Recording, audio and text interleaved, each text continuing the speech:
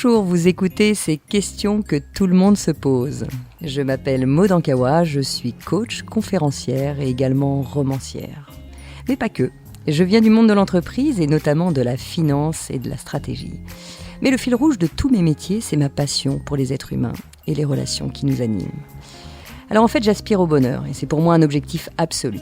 J'ai soif de partager tout ce que j'ai pu apprendre et tout ce qui m'a précieusement été transmis lors de mes expériences, de mes voyages, de mes lectures, de mes rencontres. Et c'est ce qui m'a poussé à écrire mes 2 premiers romans, Kilomètre Zéro et Respire, le plan est toujours parfait. Et la magie de ces relations humaines ont porté ces 2 romans au rang de best-sellers.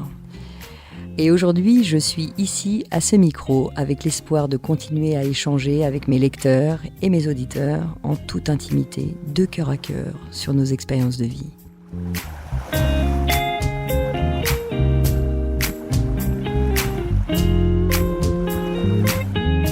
Aujourd'hui, je suis ravie de vous retrouver pour parler de la gestion des émotions. Je lis tous vos messages et merci à tous vraiment de toutes ces lettres. On va essayer de répondre à un maximum de vos questions. Aujourd'hui, nous allons nous concentrer sur celle de Julie. Alors Julie qui m'envoie une lettre et qui écrit « Chère Maud, j'ai lu vos livres et sachez qu'ils m'ont fait un grand bien. J'ai appris de nombreuses choses et j'essaie depuis de faire attention à repérer mon ego dans toutes mes actions. Je me sens davantage alignée et j'ai hâte de lire votre prochain texte pour en sortir grandi de nouveau. Alors merci à toi Julie pour ça. Tu continues en mettant « Si j'ai le sentiment de me comprendre de mieux en mieux, j'ai tout de même l'impression d'être complètement perdue face aux réactions des autres. Et du coup, je me retrouve à nouveau déstabilisée avec mes propres émotions. Notamment un collègue qui s'est emporté dans une réunion et je me suis retrouvée bloquée, plus rien ne sortait. Alors ma question c'est comment gérer mes émotions et celles des autres ?» Alors Julie, je te remercie infiniment pour cette question parce qu'on est effectivement nombreux. C'est très souvent qu'on vient me voir pour me dire « Maud, comment je peux gérer mes émotions ? Fais-nous un stage qui nous permettrait de gérer nos émotions. » Et alors là, je suis bien embêtée parce que c'est pas que j'ai pas envie de vous réunir pour ça, c'est que il est impossible de gérer ses émotions. Et on va voir pourquoi, parce que tout le monde a des émotions et ces émotions, elles sont vitales. Si on n'avait pas d'émotions, d'ailleurs si on nous coupait toute émotion, eh bien on ne pourrait pas survivre puisque chaque émotion a un message et le but pour nous, c'est de l'écouter. Donc je vais évidemment partager la compréhension de ces messages parce que moi ça a changé radicalement ma vie. J'avais tendance à couper mes émotions et à les fuir surtout parce qu'elles me mettaient mal à l'aise. Évidemment, quand on a peur, on n'est pas à l'aise. Quand on est triste, on n'est pas forcément à l'aise. Quand on est en colère, encore moins. Et puis, il y a tous les préjugés de, voilà, un homme n'a pas le droit d'avoir peur, une femme n'a pas le droit de se mettre en colère, tous ces préjugés avec lesquels on grandit, et évidemment, c'est absolument pas confortable. Mais qui ne s'est jamais laissé submerger par une émotion ? Si je vous posais la question aux uns et aux autres, on serait tous à répondre évidemment que, bien sûr, une colère qui s'empare de nous, par exemple. Vous savez, c'est ce moment très précis où vous êtes chez vous, vous marchez tranquillement dans votre salon, il fait bon, la moquette est douce, et paf, vous cognez le petit orteil de pied dans le meuble du salon et là vous vous mettez à hurler, d'ailleurs contre les meubles, comme si c'était la faute du meuble. Et puis vous savez pas pourquoi la colère s'empare de vous et vous fait sortir de vos gonds. Ou alors vous avez ce moment aussi où vous regardez un film, c'est le film le plus romantique de ce que vous attendez. Vous êtes là à côté de votre mari et puis là vous vous mettez à pleurer comme une madeleine et lui à côté, non, tu pleures pour ça.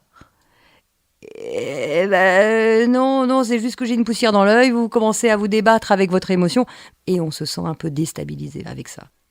Vous avez donc la colère, vous avez la tristesse, mais vous avez aussi la peur. Vous savez, c'est ce moment où vous vous lancez dans des projets et puis là, la peur vous prend au ventre et puis toutes les réflexions, mais non, je suis pas capable. J'aurais tellement voulu faire ça, mais moi je suis pas à la hauteur. Puis les enfants, puis les crédits, j'aurais jamais les moyens. Vous voyez toutes ces petites voix là qui arrivent dans la tête et qui nous empêchent d'avancer. Et là, on se retrouve avec notre propre émotion et puis on ne sait pas quoi en faire. Alors évidemment, on ne sait pas quoi en faire parce que personne ne nous apprend, encore une fois, à faire avec nos émotions. La seule chose qu'on nous dit même, c'est plutôt éteins tes émotions. Parce que tu dois être juste parfaite. Et être parfaite, c'est de ne pas avoir d'émotion. Ce qui est juste fou. Alors qu'on est conditionné chaque seconde avec une émotion. On va le voir, notre état de base, c'est la joie. Et pour autant, dès qu'on est décentré de cet état de base, eh bien, on vit une autre émotion. Et ça, c'est vraiment important de le comprendre parce qu'on est traversé par des centaines d'émotions plus ou moins grandes dans la journée. Mais tous les jours, on vit de la tristesse, même des micro-tristesses, de la colère, même des micro-colères, de la peur, même des micro-peurs.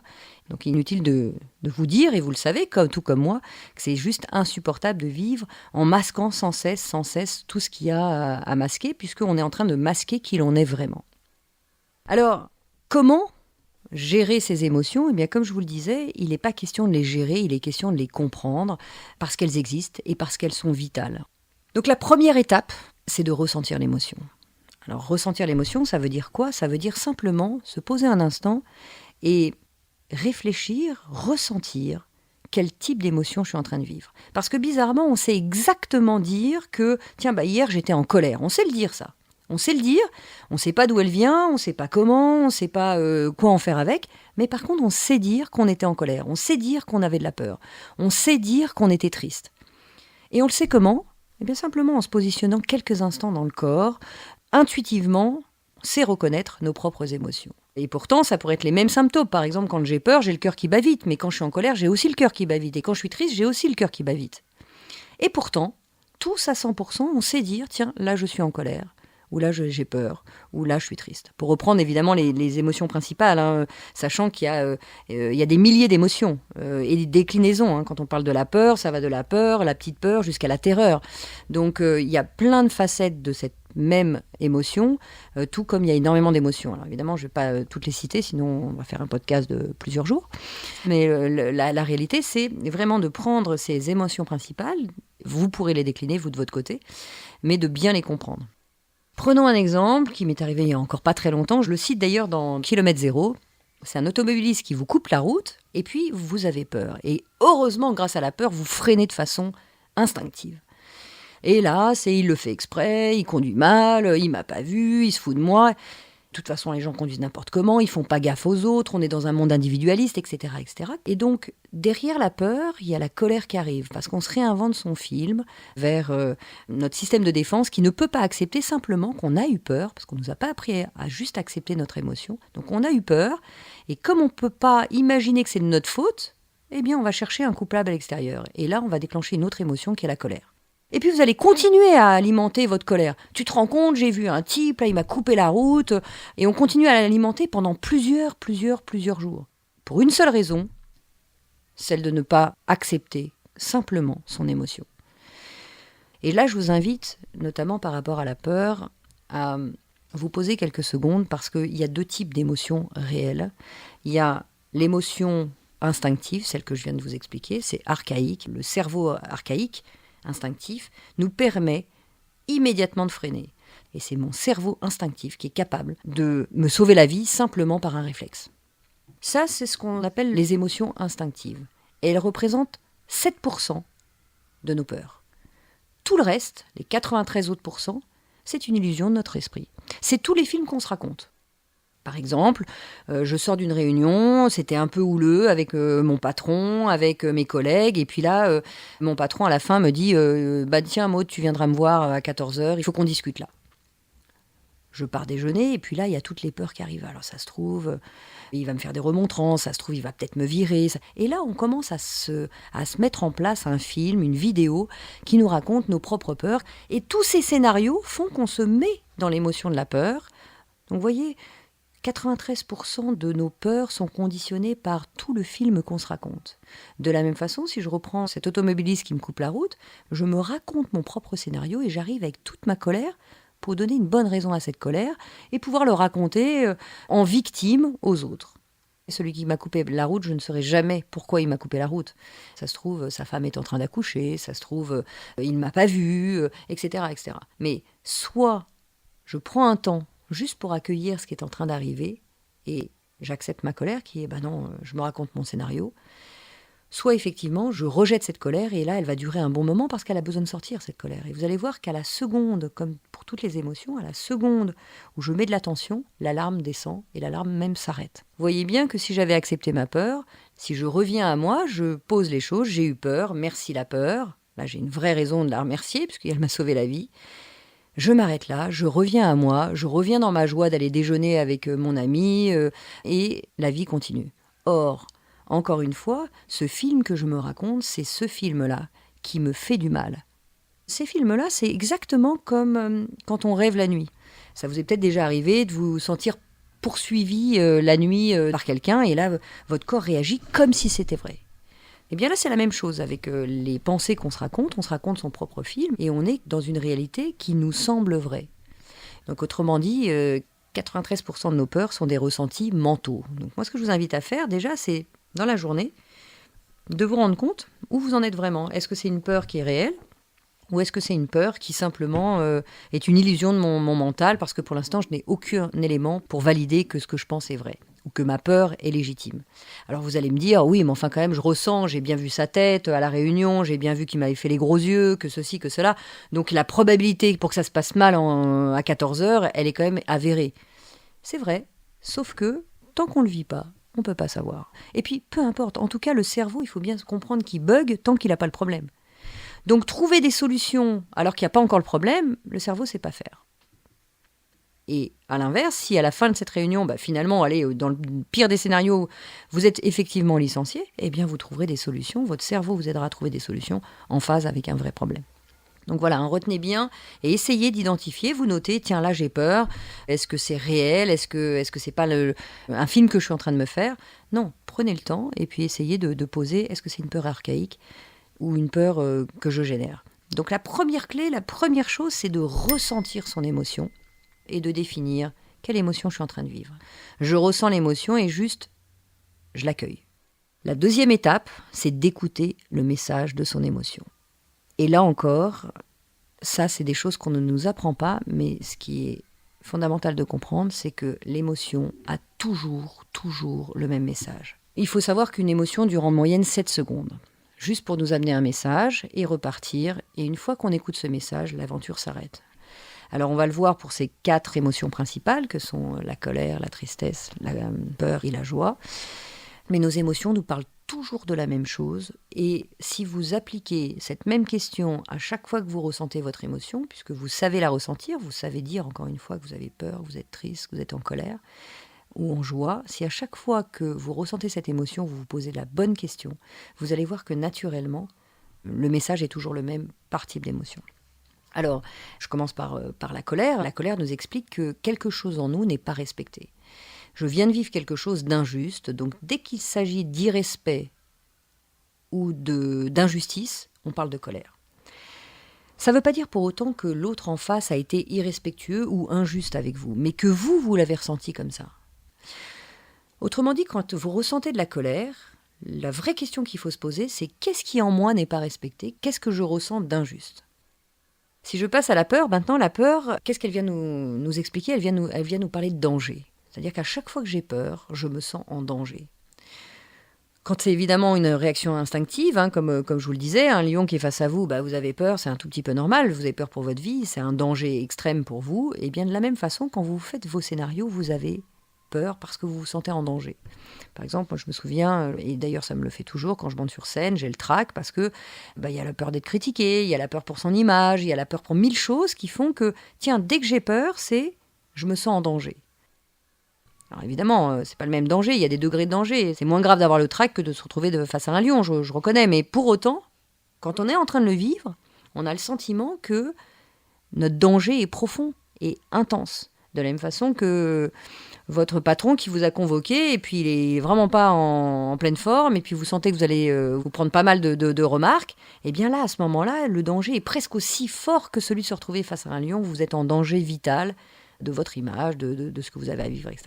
Donc la peur parle toujours de la même chose. À chaque fois que j'ai peur, posez-vous la question de qu'est-ce qui est dangereux pour moi ? Et dès que vous arrivez là, vous allez voir que naturellement, le fait d'écouter votre émotion, encore une fois, l'alarme se baisse, l'intensité de la peur baisse parce que simplement vous l'avez accueillie. La tristesse maintenant. La tristesse, c'est pas pour ceux qui pleurnichent. La tristesse, on la vit tous aussi. Et alors là, on a l'impression que dès qu'on est triste, on sent une peau fine, un pauvre type, personne ne m'aime, etc., etc. Non. La tristesse, elle nous parle de quelque chose de fondamental qui est la perte. La perte. Alors évidemment, si on parle d'un deuil, une personne est décédée, évidemment, là, on fait vite l'analogie avec la perte. Mais la tristesse, on est triste à partir du moment où on perd quelque chose, ou quelqu'un, bien sûr.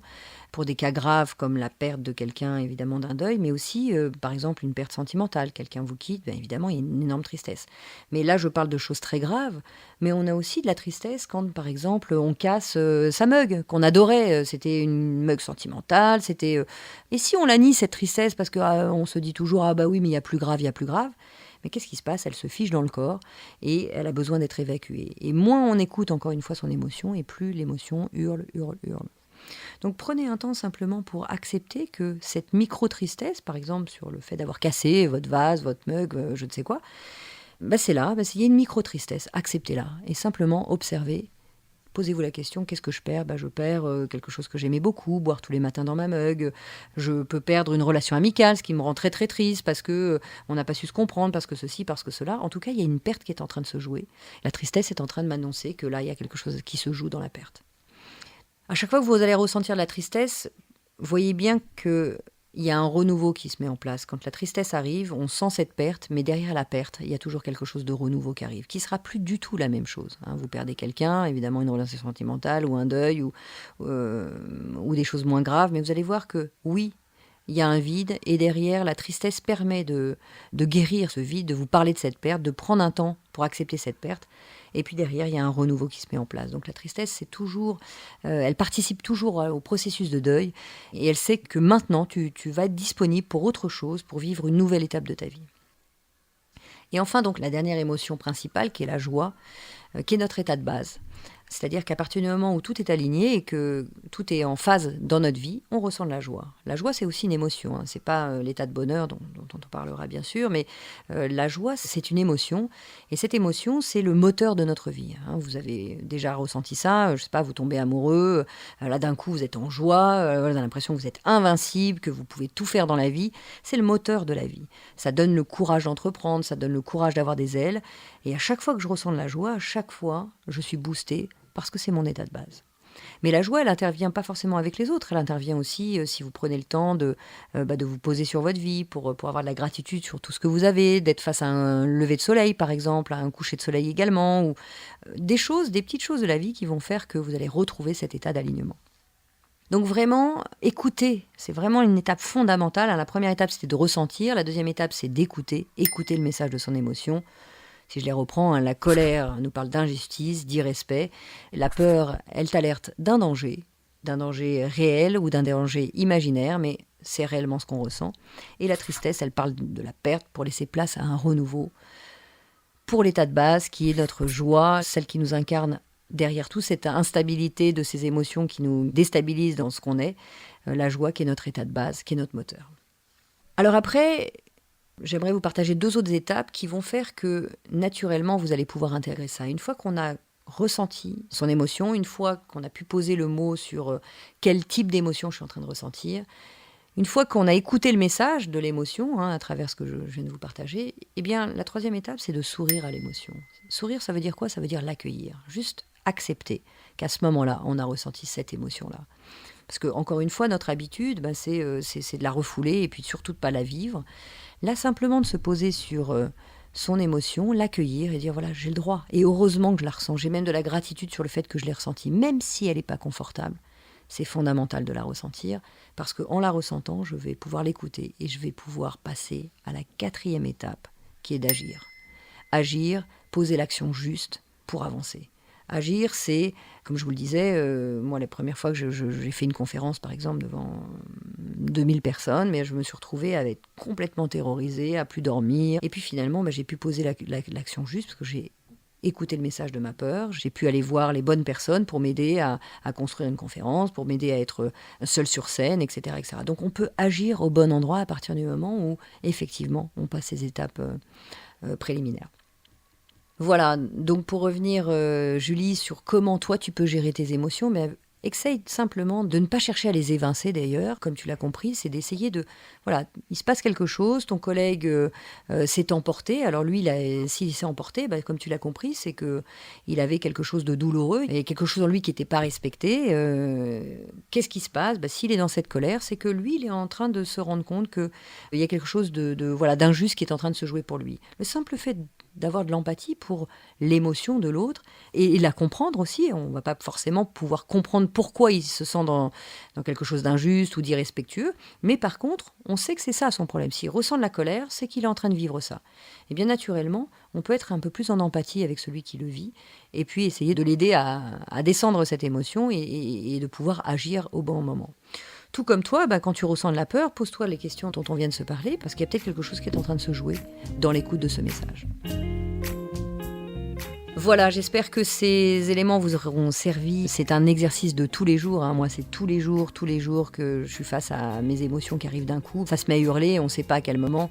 Et heureusement, parce que c'est bien ça qui sert une alarme. Si on savait quand est-ce qu'elle allait se déclencher, on éteindrait avant même qu'elle se déclenche. Donc, acceptez cette alarme. Et plus vous mettrez de la lumière, plus vous vous rendrez compte qu'elle est très très courte si vous l'éteignez tout de suite. Écoutez le message, souriez à l'émotion, vous pourrez agir au bon endroit. Je vous souhaite à tous le meilleur. À très bientôt.